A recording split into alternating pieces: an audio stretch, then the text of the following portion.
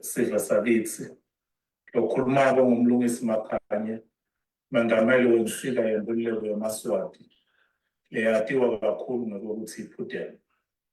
Sithathe leli thuba maswati lamahle ukuthi sicocisane nani lamhla ebusuku nekukhomba indlela nje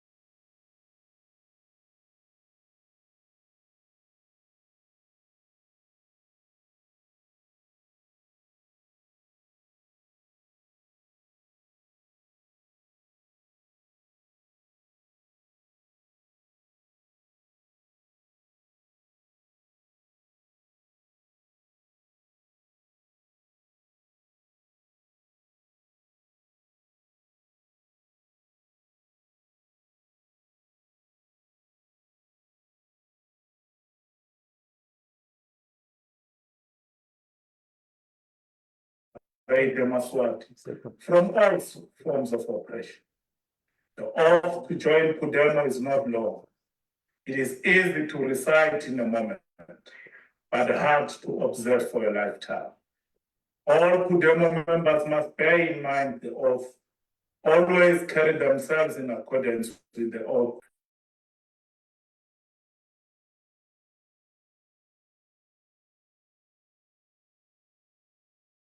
Our people. The bond is so tight, akin to the relationship between the mouth, tongue, and saliva. This is how permanently attached to the stomach.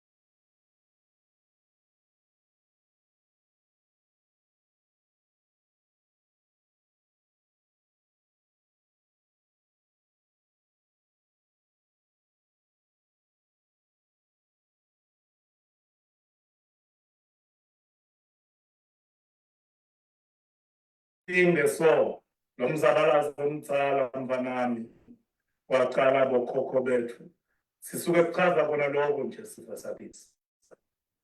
The National Executive Committee has commanded us to assign to this address this evening the theme seeking truth from facts.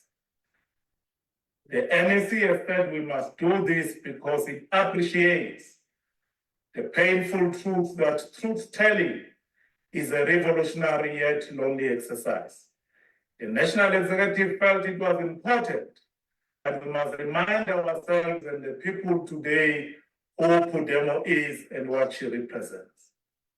PUDEMO is a revolutionary political movement that places significant importance on the three struggles: the political, the economic, and the theoretical struggles of our people.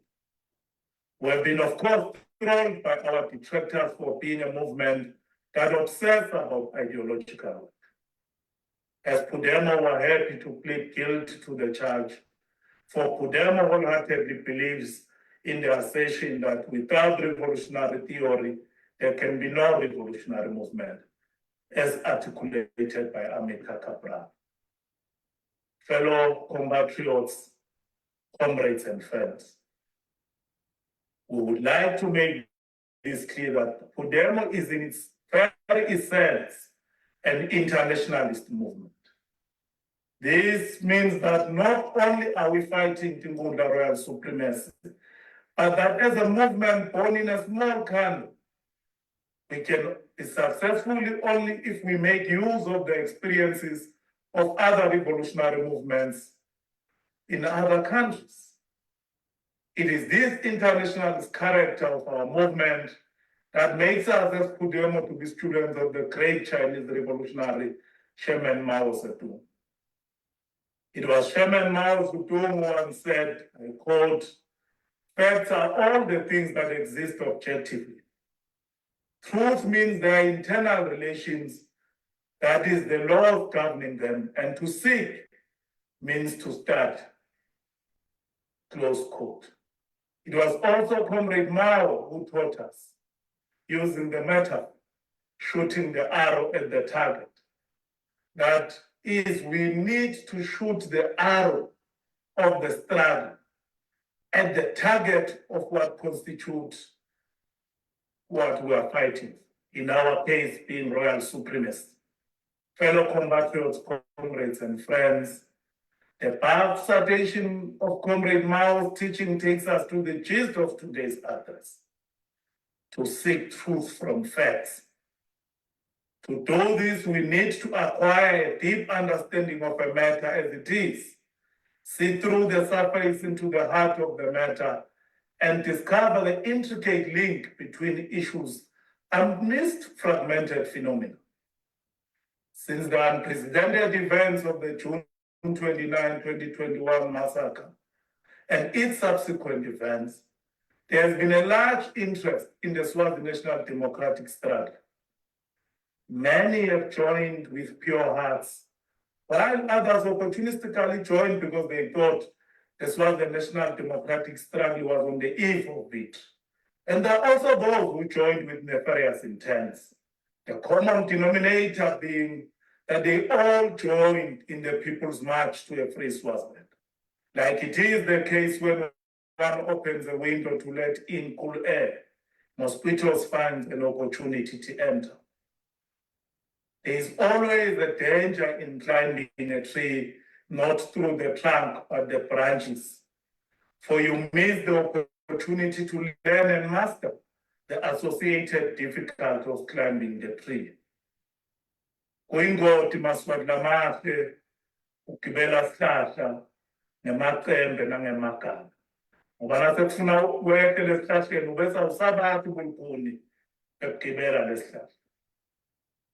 While none of us can deny that the underlying cause of the June 2021 uprising was political, it was the conduct of the state armed-bodied men, in this case the police, by the murder of Taban Gomonye, that provided the spark.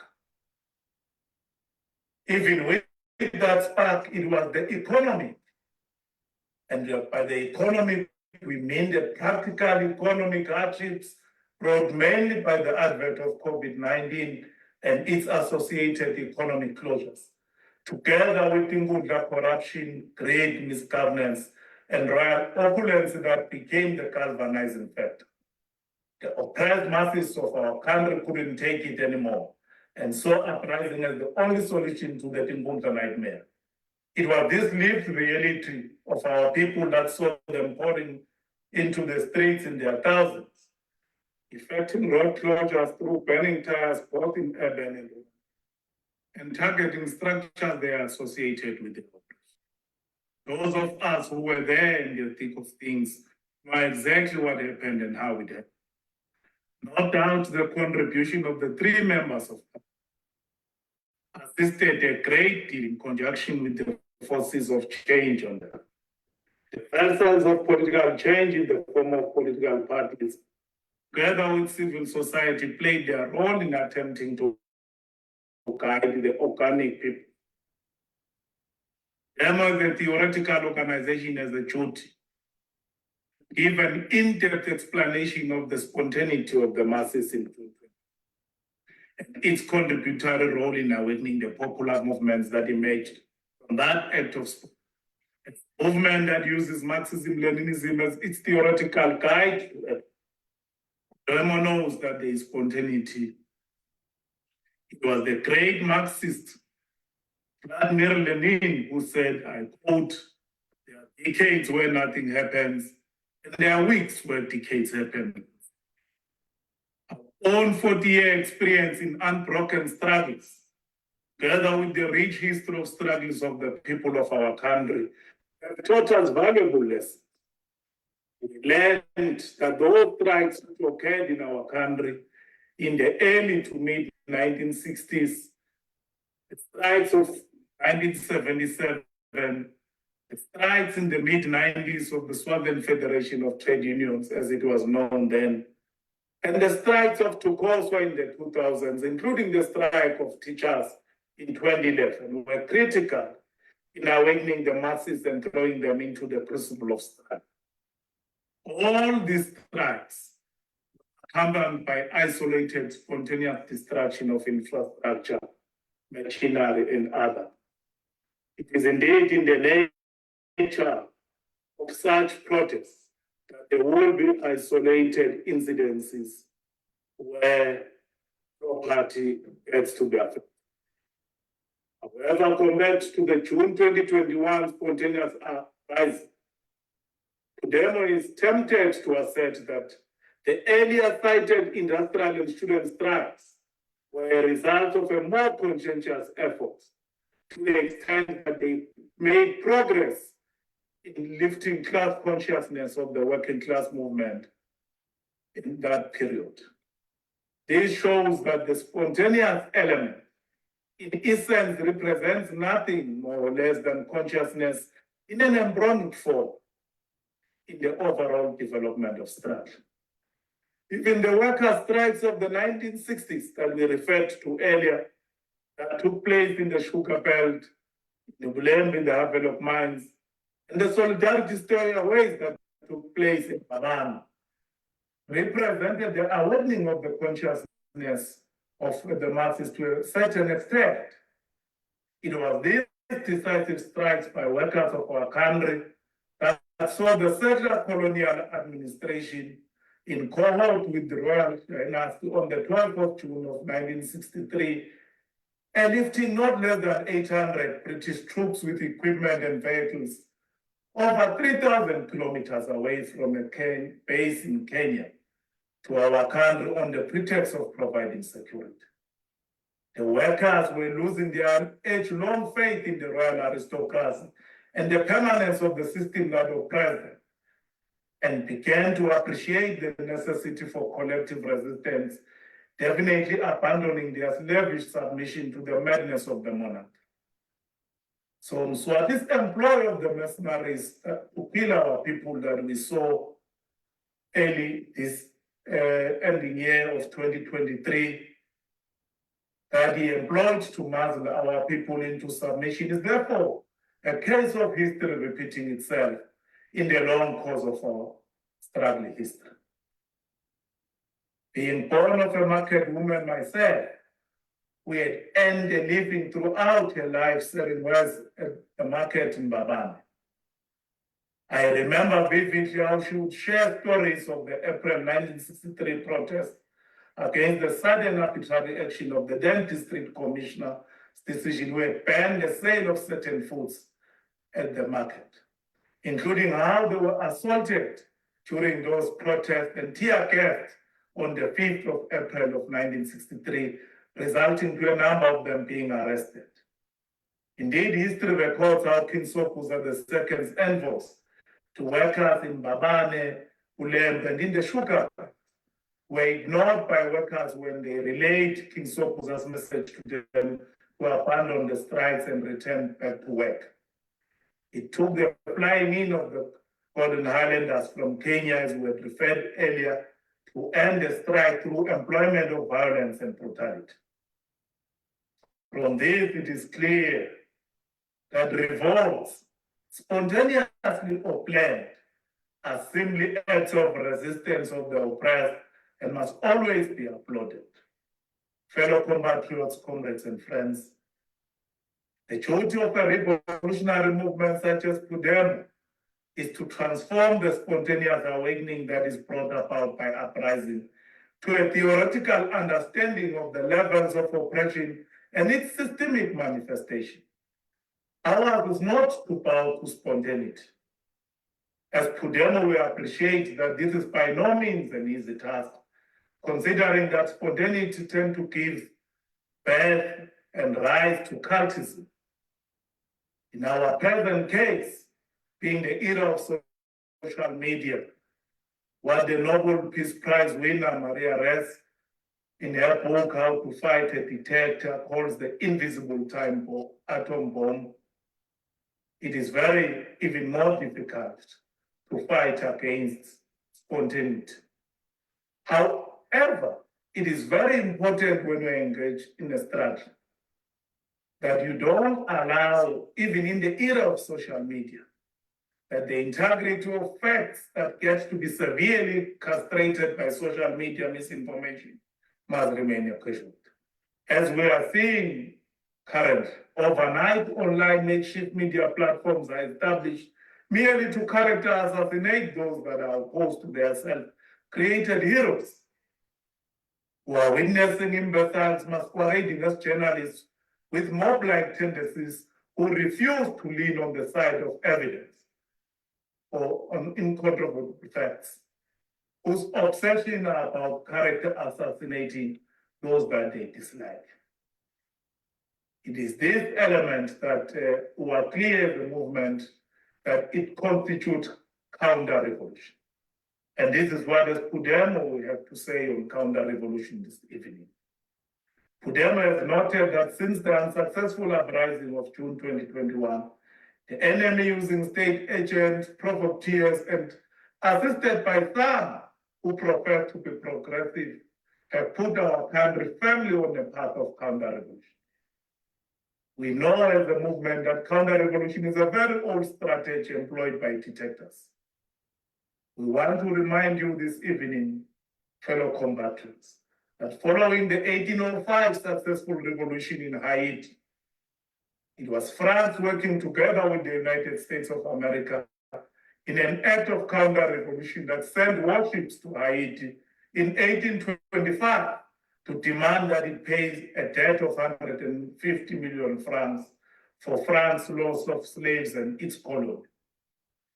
This debt had to be financed by incurring further debt at extortionate interest rates, and by the end of the 19th century, it consumed around 80% of Haiti's national debt.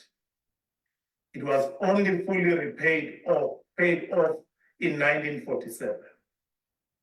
You will remember, comrades and friends, that Jacob Ahmed, who came to power in 1951 in the impoverished Pandamal, with a clear democratic mission and an agrarian reform agenda to empower the peasants of his country, was overthrown by counter-revolution in 1954. In Chile's Aled, it was Nathaniel Davis who was the pawn of counter-revolution. In Indonesia, against the progressive regime of Sukarno, it was Marshal Green. In Iran, it was Loy Handelson. You would remember that the revolutionary Thomas Sankara in Burkina Faso in 1987, it was Compaoré who became a useful tool for counter-revolution. In Congo, against Patrice Lumumba in 1961, it was Mobutu Sese Seko. In Ghana, Kwame Nkrumah in 1966, counter-revolution used Colonel Kokota and his gang against Kwame Nkrumah. In Bolivia, the progressive regime of Victor Paz Eresoro in 1964, it took René Barrientos and Alfredo Vano to remove that progressive regime. History repeated itself in Bolivia again not so long ago in 2019 against the progressive regime of Evo Morales when the military bandits embarked on an act of counter-revolution. In politics, this conduct is referred to as counter-revolutionary, and it has occurred in many places wherein the people attempt to remove an autocratic regime or where externally funded reactionary forces are used to unseat a progressive regime. Fellow compatriots, you will remember in the Kwarapa that after the Sandinistas, FSML had declared victory in 1975. It was the Chamata and the Milpasa movements that were used. We were citing all these incidents of counter-revolution. PUDEMO accordingly would like to urge our fellow compatriots to read, because there are many books that have been written about counter-revolution and its manifestation. We want to advise our people, especially those in the mass democratic movement, to make sure that they familiarize themselves with this important literature for political education purposes. It is this counter-revolution that we are witnessing in the manufactured confusion in the mass democratic movement today. Those who have grown weary of fighting the aristocracy are now aiding and abating its nefarious work by creating suspicion amongst comrades. Opportunists who came into the struggle because they thought we were about to cross the finishing line are today singing praises for the regime that has been killing our people for decades. We would like to urge you as PUDEMO to make 2024 a turning point, and remember that the leap forward we recorded was achieved through the death of precious blood of our fallen martyrs since the June massacre. In this time of seeming hopelessness, PUDEMO urges you to stand up, look the enemy straight in the eye, for your dignity cannot be diminished. Let us dig deep and recall the 1985 Sangara theory of confidence. We would like to quote this Sangara theory of confidence for you, fellow compatriots. Quote, you cannot carry out fundamental change without a certain amount of madness. In this case, it comes from nonconformity, the courage to turn our back on the old formulas, the courage to invent the future. It took the madmen of yesterday for us to be able to act with extreme clarity today. I want to be one of those madmen. We must dare to invent the future. Close quote. On the year that has recently ended, year 2023, PUDEMO would like to salute our people for staying resilient in a very tough and traumatic year. Our collective national strength helped us to overcome adversity, and we will need this unity of purpose to prevail even in this year, year 2024. We ended the year of 2022 with the autocratic regime killing our comrade Muzimema of the Swaziland's First Democratic Front, SFDF. We began the year that just ended, 2023, with the fatal shooting of Comrade Mlando Kuma, with soldiers killing Mr. Amon Mavimbela. And of course, how can we forget the cold-blooded assassination of our beloved former Secretary General and multi-stakeholder forum chairperson, Comrade Thulane Rudolph Marcel. The murders of these patriots followed the brazen public declaration of war by the autocratic monarchy and the security establishment. Fellow compatriots, comrades, and friends, let us never forget that Comrade Thulane was assassinated after, as MSF chairperson, he had shortly launched the MSF anti-election campaign at Comrade Muzimema's funeral. During the sad funeral, Comrade Thulane promised the residents of Ndondos that he would be coming back to educate them in detail on the reasons for the call for the Tinkundla elections to be called. Fearful of the impact of such countrywide anti-election civic education campaign, the government came out to confirm that it had hired what it termed military experts. It was this enlisting of these mercenary services led by one Arno Pina that followed, and it followed the king issuing a threat directed at those who are fighting for change a few days later, that Comrade Thulane was killed. Comrade Thulane Marcel was assassinated barely hours after the king's threat in the first quarter of the year that just ended. As the nation, we witnessed the indiscriminate killing of innocent Swazis continuing unabated even in 2023. For example, Maswat, you will remember how the law enforcement agencies shot and killed Mr. Mtutuza Mkonda of Shobeni for merely traveling at night. How can we forget Mr. Mthokozisi Dlamini of Madangibis, who was fatally shot at his parental home while repairing his car in the full view of his parents, following what was said to be a case of mistaken identity. The police later claimed that they were looking for Mthokozisi's brother, Betsita Dlamini, whom they suspected of being involved in the copper cable theft syndicate. The government took no action against the perpetrators of this execution, nor was any security personnel arrested and charged for them. This is how cheap Maswati's lives are under the current regime. The assault on Maswati did not only take form of physical elimination. Our people were assaulted on the socio-economic front in the year that has just ended. As we saw electricity tariffs hikes being implemented against public objection and outrage. We equally saw worsening of already poor state of service in public healthcare and education services. The country witnessed the surge in gender-based violence cases and femicide. Women and children were emotionally, physically, and sexually violated in unbelievable numbers. The number of young people who committed suicide continued to be at alarming levels. The country witnessed natural disasters at frequencies and devastations not witnessed in recent past. Throughout all these difficulties, our people were left to fend for themselves with insignificant state assistance. A supposedly independent constitutional body entrusted with running elections in the country, the EPC, embarked on a witch hunt, dismissing a Maswati whom they suspected of having links with political formations.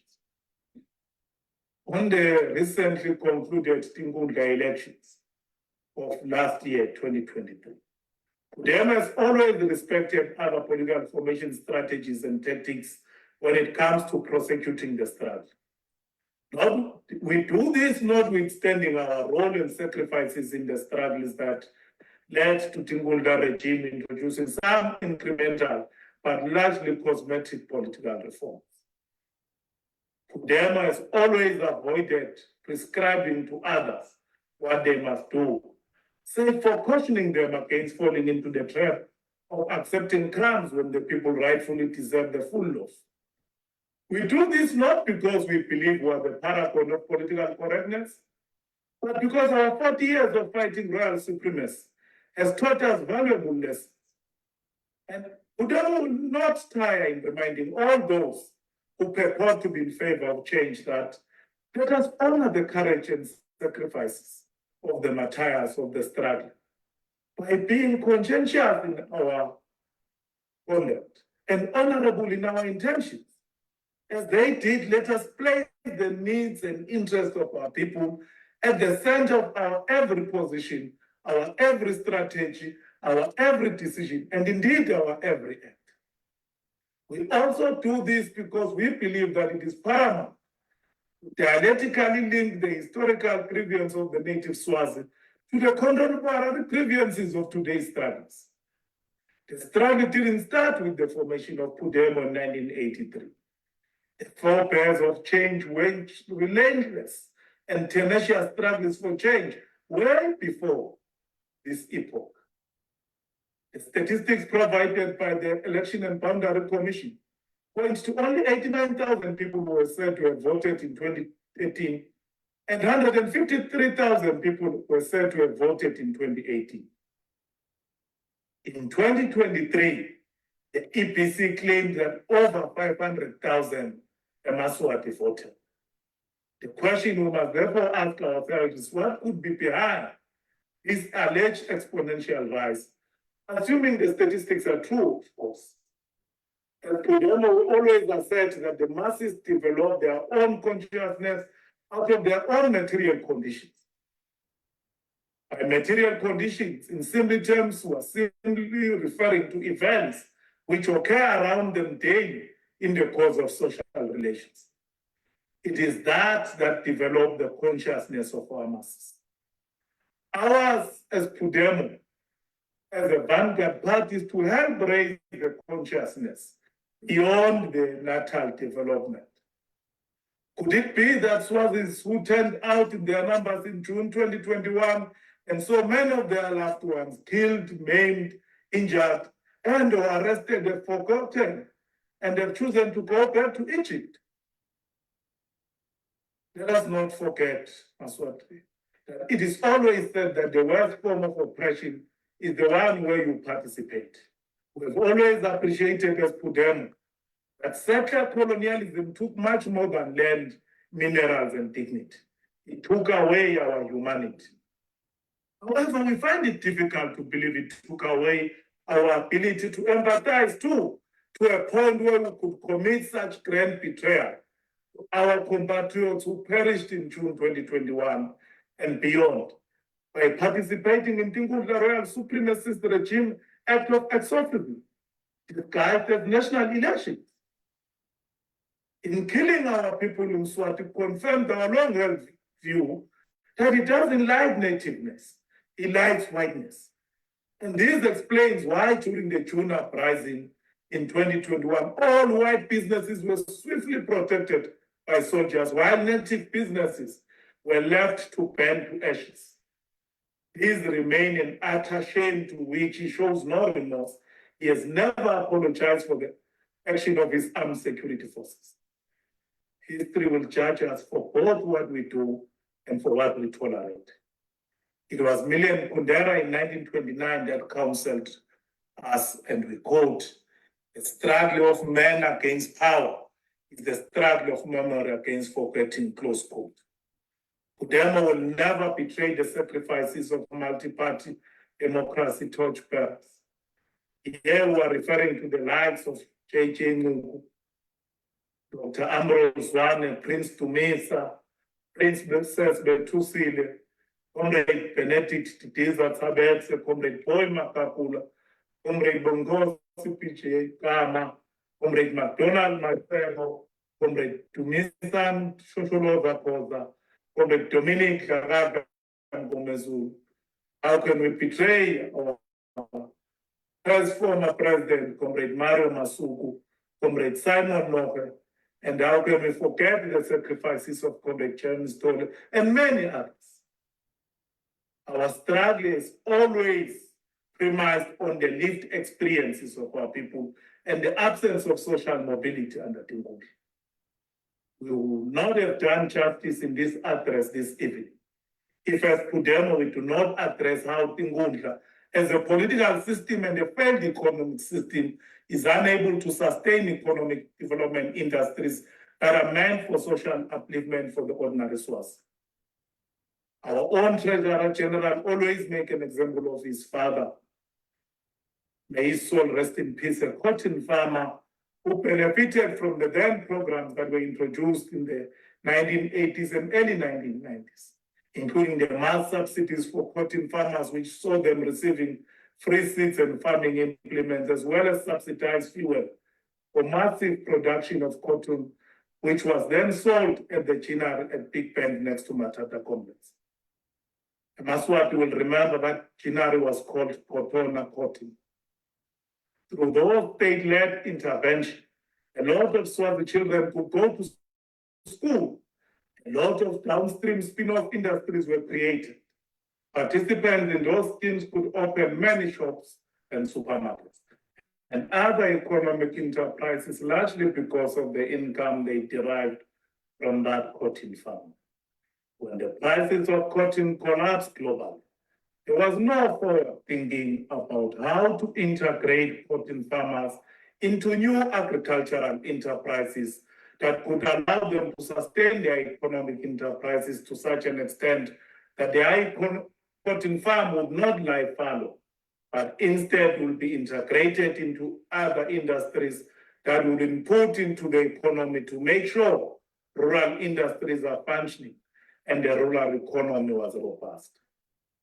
Again, our Deputy President narrates a similar experience about his upbringing at the base of the Mzimba Hills at a place known as Galamkapetiye. He nostalgically recalls how the Malaini side of Itiye, a joint Japanese swath tea farming project, thrived, offering a lot of people in the area employment opportunity. As a result, a huge dam was constructed in the area to irrigate the farming produce, but it also acted as a tourist attraction place, with tourists arriving to launch their boats there, enabling locals to sell their wares to the visiting tourists. The Deputy President further adds about how, through other rural development agencies, RDAs, government tractors will till the entire community farming lands at subsidized prices. How graders will gravel the road for smooth accessibility, and community development officers would move from home to home professionally, providing expert advice on what and how to plow season after season. These ensure food security for the people and reduce poverty levels. All these interventions have today collapsed and have been replaced with so-called private sector-led models, which have proven to be a global failure and a benefit to monopoly capital at the expense of the poor and the working class. We can see through these just two given examples and many other unmentioned similar experiences of our people, that if you take and apply them across the spectrum and other industries whether in maize farming, sweet potato farming, sorghum farming, and other crops, you can see that there is no forward thinking by the Ngundla Minister of Agriculture about how to create a robust and sustainable industries for the ordinary Swazi, which are critical for the social uplift mobility of the nation. On the collapse of social sectors, PUDEMO would like to, particularly on this issue, start with the question of health. As PUDEMO were infuriated at the collapse of our public health care system, were animated by the health scandal which has worsened the collapse of the primary, secondary, and tertiary health care service delivery system in our country. The absence of provision of quality medical services to our people to the absence of proper procurement procedures and the corruption around the procurement value chain has left our people in very, very precarious situation. PUDEMO emphasizes that it is abhorrent that our people are made to be eaten by lice and beaten by mice when they are admitted at public hospitals, on top of having to fork out money to buy essential medical supplies, which ordinarily they should be getting from the hospitals. PUDEMO calls for a full-blown public, transparent, and judicially led inquiry into the health sector spanning the last 20 years, so that we can see who are the culprits who have been benefiting unduly from the suffering of our people and the collapse of the public health care systems, so that they can be held accountable. It is important that a national inquiry into this is established as soon as possible.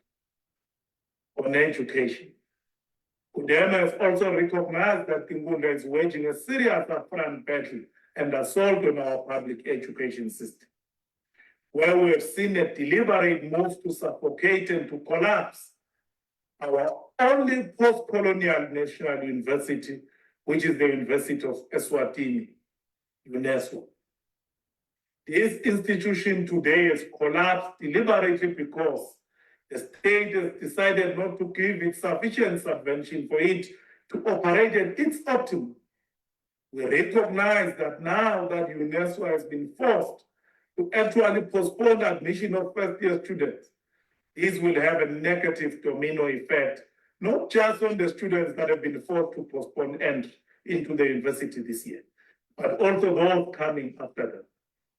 It is this recognition that makes PUDEMO to call upon our own youth league, the Swaziland Youth Congress, SWAYOCO, the Swaziland National Association of Students, SAS, and the Swaziland National Union of Students, NAS, and every young person in our country to stand up to rise, to make sure that this decision is reversed and that these learners are able to get to the university beginning this month, January. PUDEMO is making a clarion call for all the Maswati to stand up and defend their right to education, the right to a quality, transformative, decolonized education system that is fit for purpose in the 21st century is an inalienable right that every state is enjoined by international law to guarantee, provide, and protect at all material times. We are appalled by the recent Sibaya raid that recommended that one of the principal priorities of the Tingundla government is to begin the teaching of Tingundla as a philosophy in our public school. We find this not only abhorrent but laughable as an organization. We cannot, fellow Swazians, have a situation where when the rest of the world is focused on science, technology, and innovation, when the rest of the world is focused on futuristic cutting-edge education, including artificial intelligence, AI, our children must be focused on learning about Mitata and the culture of the Rameni royal family. The new democratic government of Swaziland, led by PUDEMO, is not going to allow that to happen in the country. We accordingly call upon all students to resist any form of backward indoctrination education that will be based on the teaching and learning about Tingundla philosophy. On the economy, PUDEMO recognizes that almost all primary sectors of our economy are stagnant at the moment, and there are no opportunities for our people to access global markets in ways that are sustainable and in ways that they can derive foreign currency and income for their families in order to boost household income. This is largely because of our uneven and inequitable and lack of well thought out pro-poor and people-centered economic policies that would uplift our people and allow upward social mobility in economic terms. PUDEMO fully supports the struggles waged by the Federation of Eswatini Business Community, FESCO. We want to urge the leadership to consider properly locating the root problem faced by the indigenous business community in our country and framing it appropriately. Because starting on the correct premise can only help arrive at the right conclusion. The history of our country is rich with plenty of information that shows how the royal aristocracy betrayed the aspiration of the indigenous Swazis and assimilated into settler colonial capitalist relations. Any attempt that seeks to sidestep the resolution of the historical injustice inflicted on us as a nation by settler colonial concessionaires and the giving away of the right to collect income from those concessions, income such as concession rentals, taxes, duties, and other public charges normally associated with government in return for £12,000 a year for the then King Banzen is the root of the problem we are facing. First, it needs to understand that the struggle they are mounting today is the continuation of the resistance that Sandra Nezwane, who was brutally killed by royal aristocrats in the early 1900s, was waging in remonstrances over concession grants and his opposition to the then White Committee.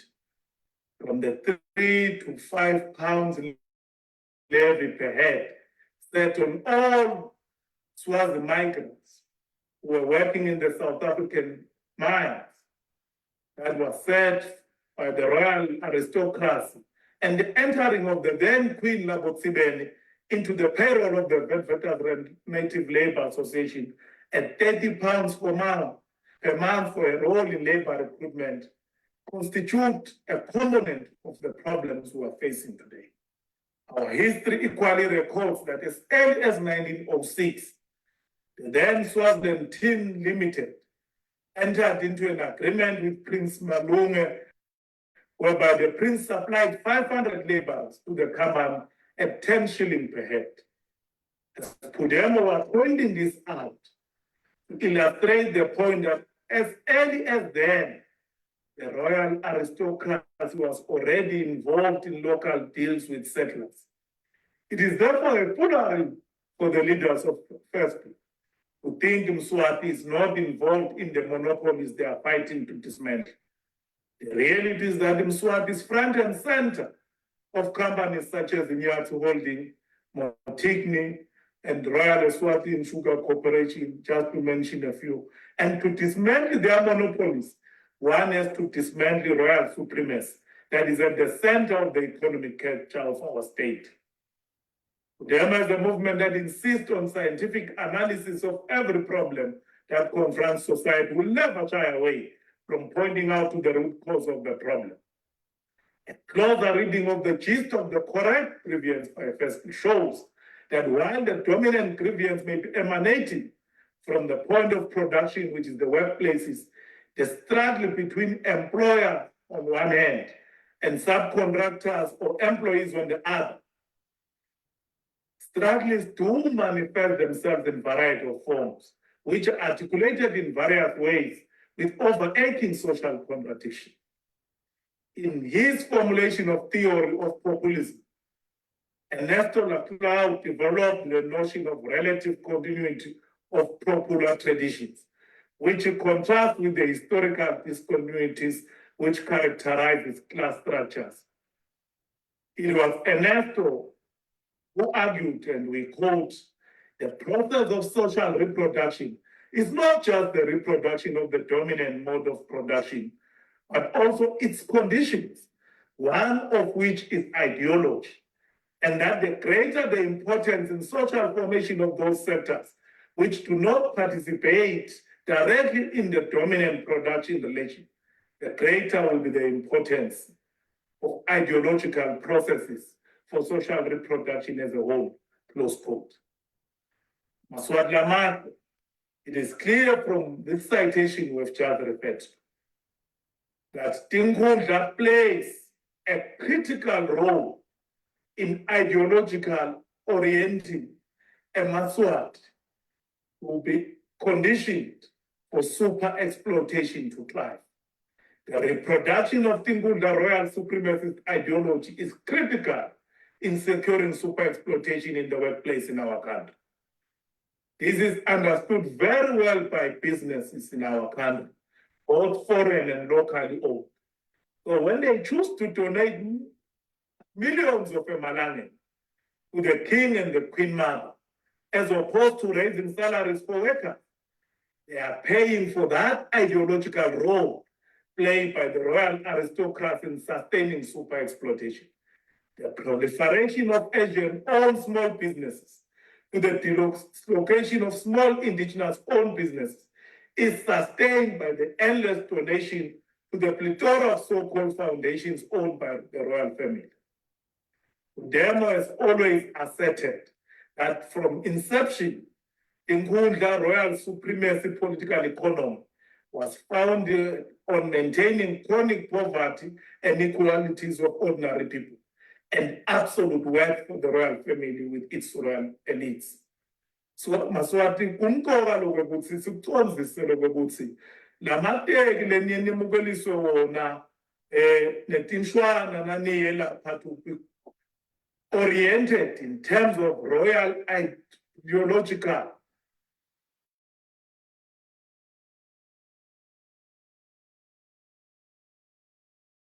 manner to sustain royal supremacy, that you can believe that the king has your interests at heart when the opposite is true. Swaziland deserves traditional leaders who will not accept gratuitous payment, monetary or otherwise, from the people, but will encourage those who offer such to donate to registered, accountable, and transparent organizations who are involved in poverty alleviation programs. The king must just be content with the already obscene salary he's getting from the public coffers. On international relations and developments, like we had said, Maswati earlier, PUDEMO is an internationalist organization. We do not only concern ourselves with what is happening at home, but we also much concerned and involved in what is happening internationally. On the issue of Palestine, PUDEMO calls for an end to the ongoing Israeli-led genocide on the Palestinian people, both in Gaza and in the West Bank, informed by the apartheid policies of the State of Israel. We equally call upon the United Nations to decisively act against the State of Israel and the International Criminal Court to issue warrants of arrest against all those who are involved in the ongoing ethnic cleansing campaign unfolding in Palestine. PUDEMO condemns the United States of America for enabling the State of Israel through the supply of arms to commit atrocities that the world last witnessed during the Nazi period. We fully support the liberation struggle of the Palestinian people and continue to urge them to fight for its liberation from the river to the sea. On the conflict in Sudan, we accordingly call upon the warring factions in Sudan to cease all hostilities and engage in dialogue aimed at resolving their dispute. The thousands of innocent lives lost in this unnecessary conflict and the displacement of hundreds of thousands of civilians is completely unacceptable to PUDEMO. The people of Sudan deserve to live in peace and harmony. On the ongoing Russia-Ukraine conflict, PUDEMO continues to call for an end to the Russia-Ukraine conflict and urge the leadership of both countries to peacefully resolve their conflict. Accordingly, we urge those nations fueling that conflict through endless supply of arms to rethink their approach and rather use the resources at their disposal to encourage dialogue as opposed to confrontation. On the question of the People's Republic of China, PUDEMO recognizes and fully supports the One China principle and calls upon the Swaziland government to immediately stop recognizing the separatist forces for Taiwan independence. There is but one China in the world. Taiwan is an inalienable part of China's territory, and the government of the People's Republic of China is the sole legal government representing the whole of China. These have been clearly recognized by the United Nations General Assembly Resolution 2758 of 1971. Since the founding of the People's Republic of China in 1949, not less than 182 countries have established diplomatic relations with China on the basis of the One China principle. The One